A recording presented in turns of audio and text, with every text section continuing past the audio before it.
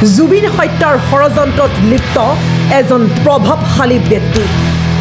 শ্যাম কানু সিদ্ধাৰ্থৰ উপৰিও জড়িত আছে এজন প্ৰভাৱশালী ব্যক্তি। তেওঁৰ পৰিকল্পনা আৰু নিৰ্দেশ মতে জুবিনক ছিংগাপুৰলৈ নি হত্যা কৰা হৈছিল। জুবিনৰ মৃত্যুৰ দিনাখন সেইজন ব্যক্তি ছিংগাপুৰত উপস্থিত হৈছিল। এই কাৰণেই উপস্থিত হৈছিল জুবিন গাৰ্গৰ সঁচাই মৃত্যু হৈছিল নে নাই তাৰ বাবে নিশ্চিত হ'বলৈ। আপুনি হয়তো এইকেইটা পইণ্ট দেখা পায় বা শুনা পায় নিশ্চয়কৈ আচৰিত খাইছে, বা আপুনি ভাবিবলৈ বাধ্য হৈছে যে কোন জড়িত আছে, কি কৈ আছে এয়া, বা সেই প্ৰভাৱশালী ব্যক্তিগৰাকী হয়তো। পিছে এই কথা প্ৰথমে কৈ লওঁ, এই কথা আমাৰ নহয়, এই কথা সামাজিক মাধ্যমত এগৰাকী ব্যক্তিয়ে লিখিলে মুকলিকৈ। এটা কমেণ্ট যোগে এই কথা প্ৰকাশ কৰিলে এজন বিশেষ ব্যক্তিয়ে।